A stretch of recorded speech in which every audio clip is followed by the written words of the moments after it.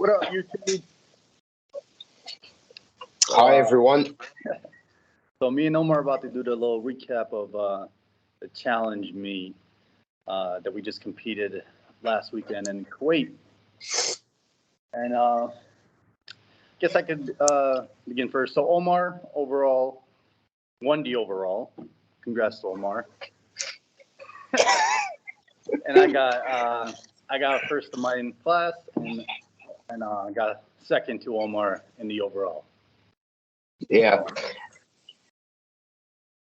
So yeah, the preparation for this was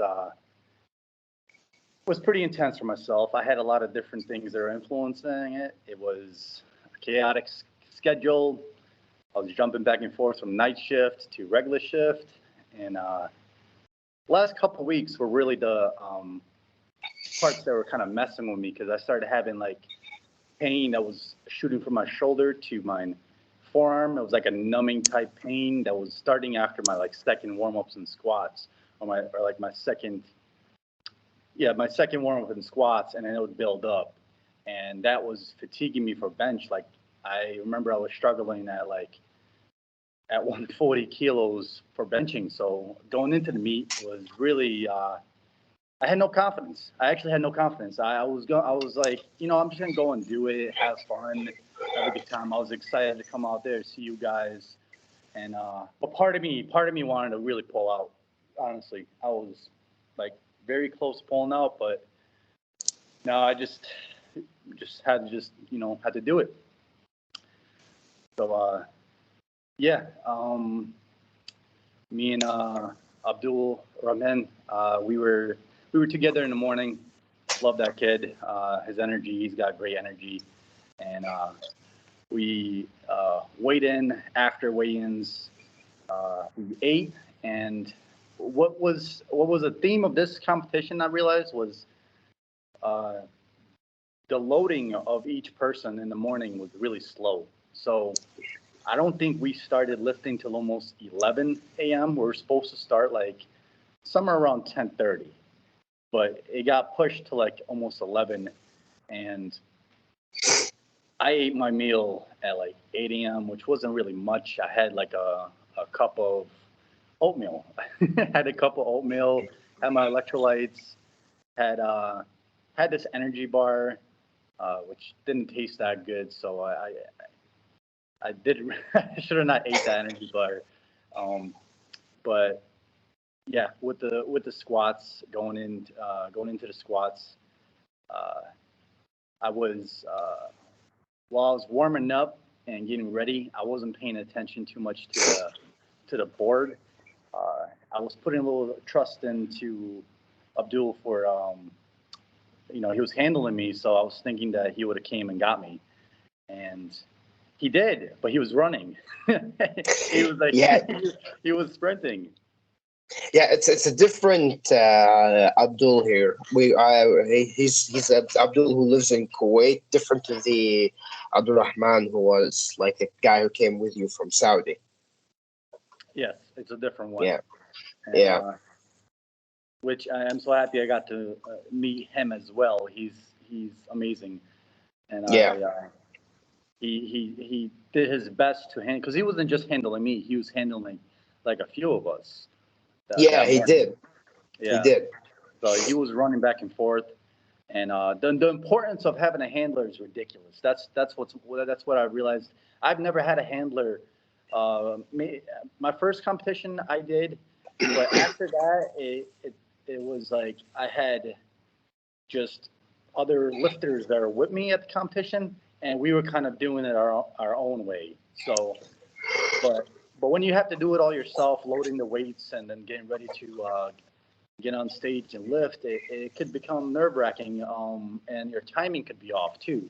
So my timing was completely off for the opener, because he was like, "Come on, you got to go. You got 30 seconds to get on stage and lift." So I'm like running after him. So we're both running to get out there, and it's incredible. I didn't even realize how close I was until I watched the video, that at the lockout, it was at 1 second. At the lockout on my knee was that one Yeah. second, and it was the most reckless opener I've ever taken. Like Yeah. psychologically, I put it like not in the right spot on my back. It felt super heavy on top, and I'm like, oh, this is not supposed to feel like this. This is super fucking heavy. And Yeah. and I mean, I went, and I knew I was gonna get it anyway. Though there's no way I'm gonna fail my opener, just because I've taken it so many times in training. But I got it. I got it. It was good. It was a good lift. And going into my second one was much more. Um, uh, the timing was better. So I had all the time in the world, and I got much more focused. And the weight I got when I got that 250 on my back, it felt lighter than a 235. So much lighter. And there was a grind that I seen, but I didn't feel. Even though I had a grind, I didn't really feel like I was grinding hard. But in the video, there was a grind, and but I locked it out like it was a speedy lockout. Um, so that was a good lift. And then after that, I felt like I could have uh, jumped a little lesser. I think everybody thought I was going to jump a little bit less. I think even the guys that were commentating were like, maybe he'll go up 5 kilos. I ended up jumping like 12.5, so to take 262.5, which I haven't even Yes. taken in training. So the most I've taken in training was 260, uh, which also had like some. I would say I didn't hit that when I did that 260 in training. So I decided to jump up to that. And the thing about that lift was that it felt light on my back. Like when I unracked it and I stepped out, it felt really good. I didn't think I was going to go throughout that struggle. And the interesting part about that is when you watch the video and you see me struggling, there was an instance where I'm still going up. The whole time I'm still going up. There was like a half second where I kept going up, and then the spotters ended up taking the weight, and even the commentator thought that they took it too soon, and Abdul, my handler, he was like frustrated because he thought they took it too soon. So he came to me. He's like, "Do you want me to go and talk to them and see if you could get a fourth?" Because I'm thinking they took it too soon from you. And I thought about it for a second. I'm like, no, I don't think I should because that was a hell of a grind. Like that was one hell of a grind, and I didn't want to go ahead and take a fourth, but waste energy. I felt like that was going to be a waste of energy, and I felt like 250 was good. It was like a goal of mine. I wanted to hit 250 in competition and have that secured, and go from there. So that was the squats.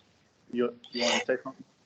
Yeah, like I want to say like when I was watching you when you did that 262, and that was like the first thing I thought was that they took it too early.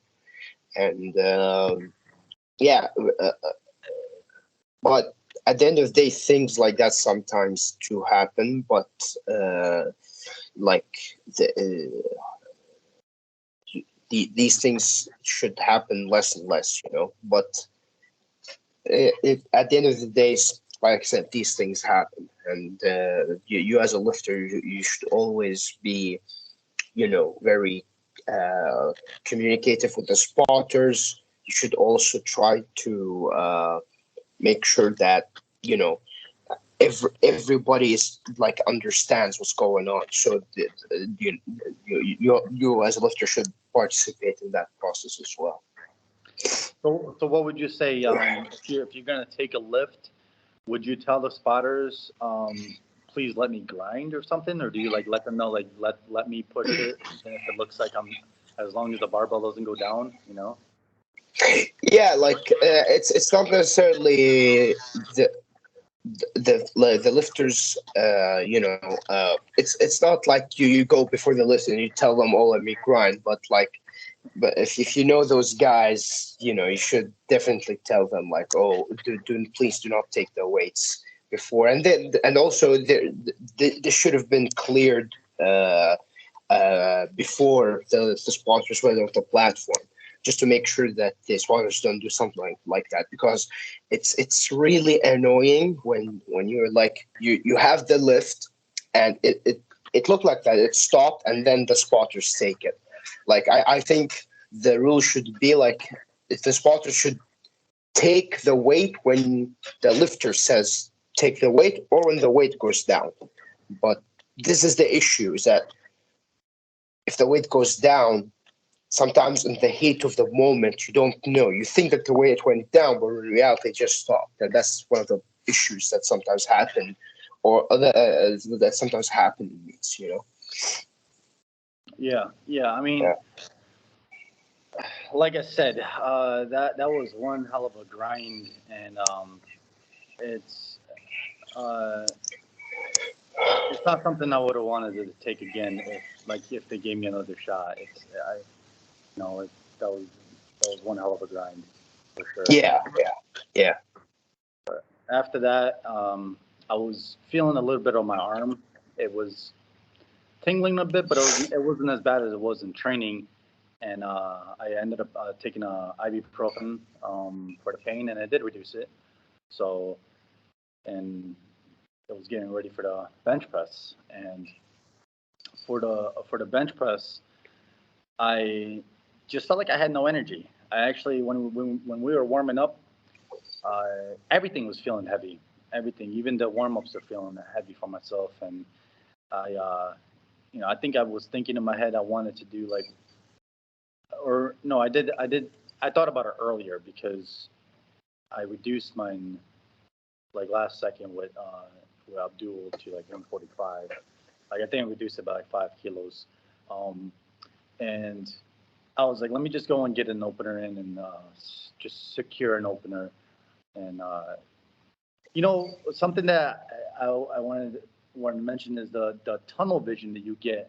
Like I don't like you said, communicating with the spotters, but sometimes when you're getting ready to lift, there's like nothing I even want to talk about. I don't even want to make gestures. Like I see guys like, they hype themselves up or or like they communicate with the crowd. I on the other hand, like I can't even think. I just blink out and I just want to go and do my lift. And then as soon as I'm done with the lift too, I, I'm like just happy it's over, but I'm just like I'm just going to the back. Like I'm just going to the back. And I see other lifters that they're much more communicative. They have more things to say, whether it's in a celebration or whatever. I don't think I'll ever celebrate a lift. I don't think I'll ever celebrate a lift. I'm just gonna be straight up, and then I decided to jump up 10 kilos to 155, and I didn't think it was gonna be the way it ended up because like I've hit in 155 as a triple in training. I've done 8 sets of one with it before. So it was a very comfortable second. I thought in my head, I'm like, this is a good jump. And I can't really explain what happened besides that the strength wasn't there. The strength just wasn't there. Like, I'm like, did I mess something up with the technique? And I'm looking at the lift and I'm like, I'm just struggling. I'm just Yeah. straight up struggling to lift the weight. So like I said, I was fatigued with food. I don't think I had the energy just overall to lift the weight. And I failed a second and I was like, there's no way I'm going to increase this. I'm just going to try it again. And uh, there was another mishap that happened on the third bench because I was getting ready and I was like, I was like, I need to give this lift my all because it's my last bench, so might as well. So I was like, let me get my wrist wraps, let me get my belt, and as I'm like standing to get ready to go bench, I don't know what that guy in front of me was. I don't know if he was. He was not a ref, but he was part of the whole production. He was working there, and he was saying something to me, and I wasn't understanding him. I think he was speaking Arabic, and Yeah. it was like distracting me. Actually, it was distracting me. And then Abdul comes and he's like, "You got to go, you got to go." And in the meantime, I'm like talking to him because I didn't know if I could put my wrist straps, get my wrist straps ready on the bench. That's actually a rule I did want to talk about. Whether do you put your wrist straps? Do you need to put it on before you go onto the bench, like before, or you could sit down on your bench and get your wrist straps ready on the while you're sitting on the bench. You can't do the latter. When if you want to be on the platform, all of your equipment should be on you. You Like can't ready, leave. like Yeah, ready. Okay. like in the wrist straps things, like you can't do your reps on the bench, even if you had like, for example, you had like your wrist straps loose, but then you sit on the bench and you untie them and you do them again. That's completely illegal. Oh Yeah, wow. yeah, Okay. yeah. So I didn't know about that rule, so I got worried for a second because there's another thing. I think your belt before you squat, right? You gotta put your belt on before you even walk out to the stage, and then get your belt on, right? exactly, your belt should be on you. It's okay if you have like your belt loose and then you tighten up on the platform. That's okay. If you have a lever belt, it's okay to have the lever open and then you go to the squat to the platform and then you do the lever. That's cool. But with the wrist straps, it should be completely tight. You can't undo your wrist straps once you enter the platform. So that's what happened. I was there like halfway with my wrist straps on my hands, not really ready. And Abdul said, "Forget about it." He was like, he literally said, "Forget about it. Forget about it. Just throw your wrist straps to the floor. You don't got enough time." So Yeah, that moment right there, and then on top of that being rushed, just put too many nerves. yeah, It just put too many nerves for myself.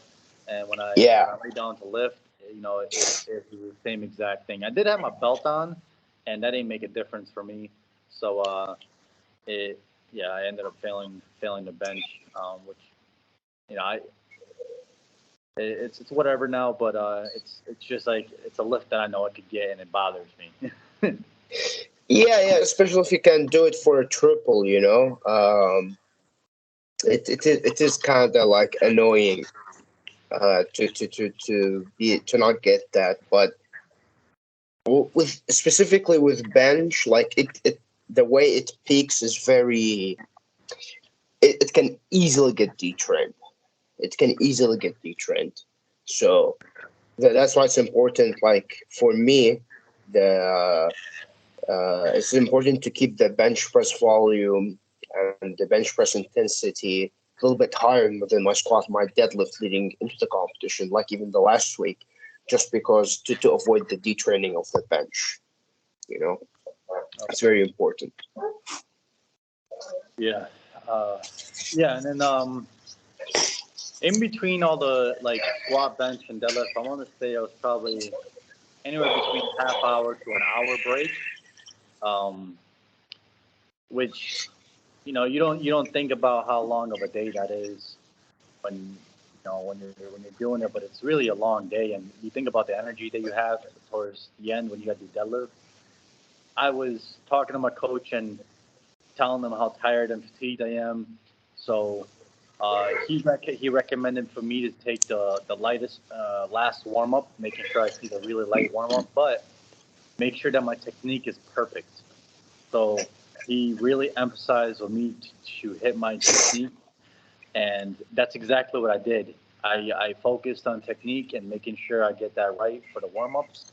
And my last warm up was 230 kilos, which is the lightest I've ever kept. Usually I jump up to like 250. That's like my last warm up in training. But he's like just take 230 and then just jump to 260. And that 260 was just extremely light. Felt really good, and I got a lot of confidence from that 260. And I was like, I'm just gonna copy exactly what I just did and do it again. And I went through 285 for my second, took that 285. It felt lighter than a 260. It was like, this is great. This is really good. So, and my guy just got 15 more kilos, and I really wanted to get that 300 in competition. And there was a lot of hype. I remember that. Even Julio hyped me up for a second right at the right. That was pretty cool. Yeah. Julio's hype is like something else. Like you said, he's definitely a specimen in competition, and his his energy levels, and it really it's it's unique. So Yeah. he gave me a little hype right when I went out for the 300, and I was like, I'm going to do the same exact thing, and I did. The weight flew off the ground really fast, and I ended up doing a very common issue that I have. It actually happened to me last year for the same exact weight, but this time it was with a stiffer bar. So I essentially hitched it up. So once it got up to like almost my hip level, it came really close. I dipped down. You know, hitching is when the barbell ends up going down because you're trying to gather the momentum of like your hips to like scoot them up, and it's almost like to me it's a natural thing, but it's an unconscious movement for me sometimes when it comes to like the really heavy weight, and Yeah. that's due to all my strongman training because it really is. Because all I've in like in the strongman nationals when I did the U.S. nationals, and obviously hitching is allowed. I actually developed a technique for For hitching. hitching. For Yeah, that's so bad, bro. That's bad for powerlifting. bad, bro, Yeah. horrible. And uh, and you should have seen this fucking technique. I'll show you the video because like Yeah. it's a two-part deadlift, bro. It's deadlifting from the floor to your knees, letting like the weight hang on your knees, and then bringing it up. So Yeah. it was ridiculous. So and it was over exaggerated. So I had that ingrained in my freaking body, and I just gotta not do that. just gotta Yeah. not do it. Just go up. Just go straight up. And I think that's lacking some hip power. I think it's just my position and where I'm like I don't think it's exact lockout issues. I think it's just from the start to finish. I gotta get that secured. But Yeah. that's yeah, I think just need more practice with heavier weights, and especially leading. As we've talked before, your deadlift was kind of inconsistent leading into the competition. So getting more consistent technique is gonna solve a lot of those issues. But hey, the 300 went up at the end of the day, and it yeah, did. I would not. I wouldn't be too surprised if it was like your second attempt next time. As long as everything stays the same and I do exactly what I did, which I did actually. I had a really good deadlift session today where I was doing exactly the same exact thing I was doing in competition, uh, and everything felt really good. So nothing like what the last 4 or 5 weeks of deadlifts of jumping around with my technique. It was not good. Uh, but yeah, I got that. I think the total ended up being 1499, which is kind of upsetting. I'm 1 pound away from a 1500 total, Yeah, which is that's really annoying. yeah, just 1 pound away from a 1500 total, which is a 680 kilogram total, and overall happy about it. I'm happy I got that 250 squat, which matches my 250 squat and reps, but that's also eons ago with how I used to squat with reps, and it was a very different. I was a very different lifter when I started Yeah. powerlifting. Uh, So your total is 680. it came out to 680. Yeah. Actually, my total in Asians when I competed in the 93 was 672. Really? Yeah, All right. I was in your weight class. Interesting. I got you there, buddy. I got you there. Yeah, yeah. I beat your Asians. Yeah, exactly. You've won against my Asian. You know, it's if we compared the squat and the deadlift, we're not even close, bro. Like your squat and deadlift is much better, but I ended up benching 175 at Asians. So Okay. Yeah. that's how we're close. All right. Yeah. So that was my lips for the day, and I was extremely tired, obviously afterwards, but I was excited. I was getting excited for you to come and get your stuff on the board. So I'm gonna Yeah. pass it to you, man, and let how'd your day go? Well, before we started the lifting, there was like a couple of things about the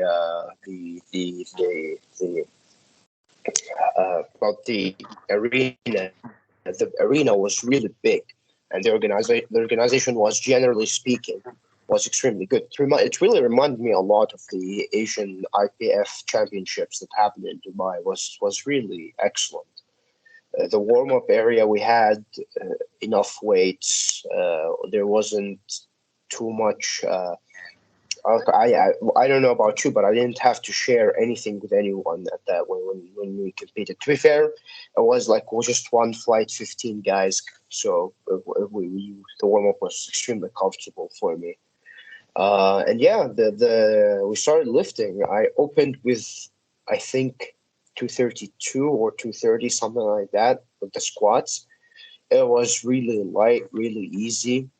And then I jumped to 242.5. It felt a little bit heavy on my back, but it went up without a struggle. But one of the things that messed me up was because it was one flight, 15 guys competing, the rest period was too long for me.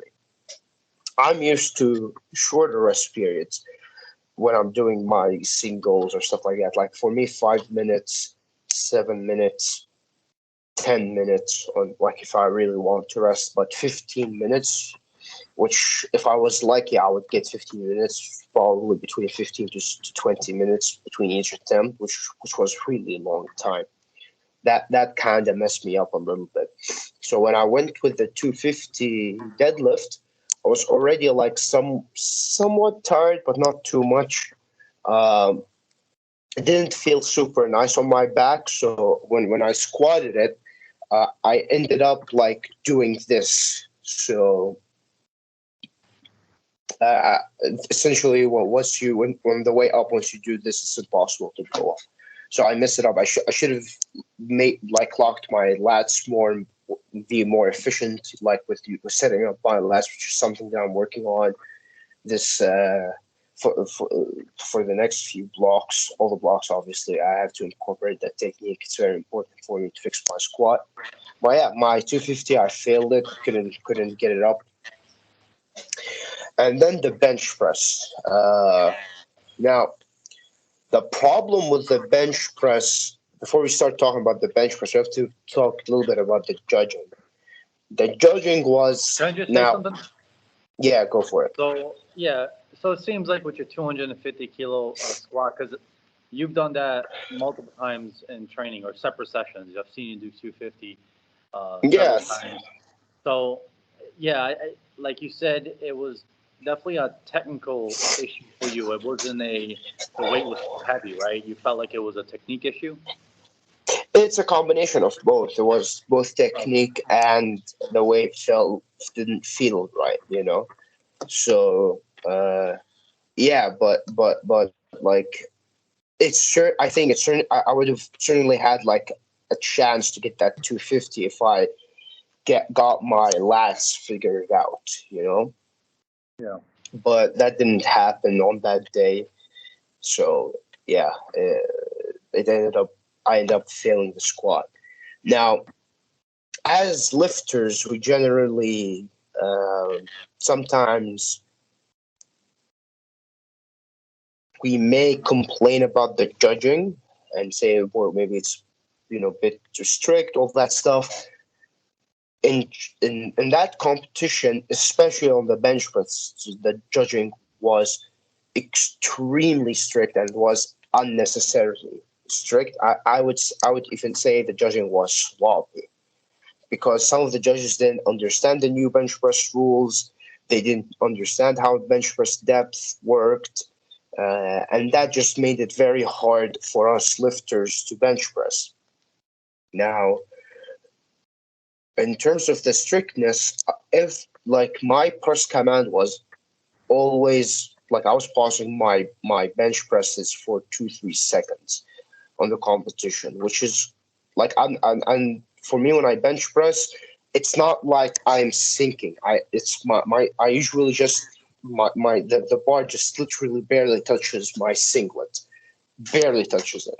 So I have a very solid pause. It was totally unnecessary for them to give me longer pauses. And also the start command, I was holding the bench, I was holding the weight with my hands for a very long time, which I felt was really Bro, unnecessary. bro. Yeah, I just want to say your Yeah. benching is like you have proven your benching like on a different level because I'm just thinking like, I see you in the gym, I see the lifts you do, and then I already was like, there's no doubt about his bench. He's got a solid pause. He's handling the weight so perfectly when he takes it out the rack. And to see you do that in actual competition, and then on top of that, them being a little bit more strict with, like, I was worried. I actually was worried for a second because I'm like, Julio's getting fucked. I'm like, hopefully he doesn't get fucked. So like every time, I'm like, with every lift, I feel like with every single bench lift, you had to go talk to them. Is that right? You had to Yeah, actually go talk to them. that's what ended up happening. Like, And your bench looked the, perfect, and it looked perfect. Like yes, that's what's crazy about it. I'm like, yo, this guy is about to get screwed. Like I, yeah, yeah. If we had like, I ended up benching 207 in the meet, which I rated it at RPE 8, by the way. If the judging was proper, I would have benched at least 215 kilos, at least, if not 220. But yeah, the judging was extremely sloppy, in my opinion. And yeah, well, like you said, every time we had to go to talk to the jury, and the jury, like, thankfully, the jury's name, there were three of them, but the main guy was Abdullah Al-Qattan. He was very professional, very solid, and he understood all these rules. So it wasn't like the rest of the guys who came from the UAE to judge us. He understood how the rules worked. He understood how how to implement them, how to judge these things. And thankfully, every time we showed him like the lift, we showed him the replays and all. He saw the lift himself. It got overturned in our favor at the end of the day. But if the judges had their way, I would have only gotten my second attempt. This is why my original opener was supposed to be 195. We had to reduce it to 190. The 190 seriously did not register in my RPE scale. Maybe it was RPE 5 or 6. really? Maybe. Oh Yeah, it's God. like it was extremely fast, bro. Like it was like Yeah, if it you looked it. It blinked, looked it. But it's crazy that it was like that for you as it felt. Yeah. yeah. Like my first thought after I did it was 205. That was my first thought, and then I look after I finished the 190 and I got like two red lights. So the one red light for apparently I lifted my butt off. I didn't. To put it simply. And one of the red lights was from the head judge who said, like, again, with the elbow depth. Apparently guys, I have a longer than average wingspan. It's not like I am doing and like a ridiculous arch or anything like that. I have like a proper range of motion on the bench press. But those guys were extremely strict. They thought that the elbows need to be behind your shoulders. It's not how it works. It's like the elbows need to meet the shoulder joints, and I definitely did that. Like especially on my right, my right elbow was actually below my shoulder joint. But anyways, that was the bench. I ended up going, like I said, it was extremely conservative for me, and the bench press is extremely important to my total, so I did not want to risk it, and I ended up going for a very conservative third attempt, which was the 207. And yeah, to be honest, after the bench, I was kind of a little bit disappointed, um, because I knew I had more the tank, but at the end of the day, you also have to be a good competitor and realize like, okay, we finished the bench press, now it's onto the deadlift, and you have to have that mindset in the competition if you want to put like a good total and you want to perform well. That's what you need to do. So we moved on to the deadlift. I was a bit exhausted from all the squats and bench press, and there was long, like I said, we had to wait. It was one flight, 15 guys, and there was like intermissions between each event. So there was like I think 30 minutes between the squat and bench, and 15 minutes between the squat and deadlift. So we're already like what 4 or 5 hours in, and I was like exhausted. When I started deadlifting, everything felt heavy. The 170 felt heavy, 120 felt heavy. And I did a very dumb move. My last warm up was 255 or two, no, it was 250. And then that 250 felt really bad. Like, I thought, holy, like I wasn't confident that I was going to get my opener, bro. It's like, oh, I thought like, oh my God, I fucked up.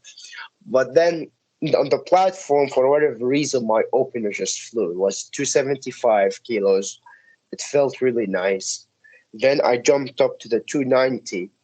I knew that I had to get the 290 to win the meet. So for me, like, there's no way this bitch is not gonna go up. Like, Oh wow. yeah, I knew I had to get the 290 to win the meet. So we loaded it, and it was the fastest 290 that I've ever had. It was really fast. I had no issues. But what's funny, at the top, if they made me hold it a second longer, it would have slipped from my hands. Let me stop you right there. Talk about the pressure. Just I know this isn't like a huge meet or anything. This is Yeah, it's almost like considered a local on the way, but yeah. still the pressure of someone telling you, yeah, you need 290 to win this competition, so you're about to walk on, like you walking into that, like talk about how that felt like no. Well, I am usually an anxious person, but when I'm in a big stressful event like that and there's something important on the line, I'm calm as a cucumber, bro. Like it's weird because and for me, it's interesting to be in that state because I'm not like that usually in regular life. I'm usually an anxious, neurotic person. But for whatever reason, during meets or like even sometimes things related to work, like doing presentations or like presentations to big client and establishing relationships with clients, all that stuff. I work in the insurance industry, or doing a big exam or something. If I knew that I did everything that I could do to prepare to that event, it's like for me, that's it. It's like I just have to put it on the line. And when I knew that the 290, like I had to get the 290 to win, like I said before, it's like this weight is going up. There's no other options. This weight is they're gonna give me 3 white lights, and there is no other outcome. That was my mindset. I wasn't super anxious about it, and yeah, I got it at the end, and yeah, I was very happy with it. Like I said, it was the fastest 290 I pulled, but the fatigue started to catch on with me, and I started to feel really tired after this. So I loaded my third attempt, which was 300 kilos. It didn't move off the floor. It's like, okay, it's time to pull that 300, and we'll see what happens. Like, but I think in my head, maybe because like I knew that I've won the meet, I didn't care anymore. But I actually really wanted the 300 regardless. But I pulled it. I pulled the slack. I was like, oh my god. It's like, no, there's the tank is completely empty. There's no way, like if there's no way I'm gonna do anything else. And yeah, that was my meat. Yeah, you know how you said that you're not really that anxious when you're under pressure. Dude, I was actually anxious at before every single lift. every lift, Yeah, every single lift that day, I was actually anxious about, and I'm usually not. I'm usually not that anxious, but something about this meet, I don't know why I felt like I had more pressure. More pressure on myself, and sometimes I feel like it's just in your head, and you're just, yeah, it's it's messing with you, and there was yeah, you know just this vibe, this aura of anxiety. yeah. Yeah, sometimes like it is a little bit in your head. Like I'll tell you this: every single meet, I usually We froze up. You still there? And would freeze up towards the end. Nope. It is just I. Omar is gone. Frozen in time. Looks like you ain't coming back, bro.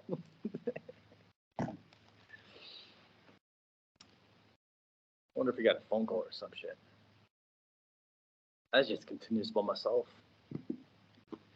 Well, all right. So if I would have got my 300, I would have been the overall winner. To be honest, guys, like it would have been me, not Omar. But it wasn't my time. It just wasn't my time. My strongman, background decided to come back, bite me in my ass. I wanted to hit shit for some reason. Stop pitching shit. Stop pitching. But let me see if I can get this guy back on here.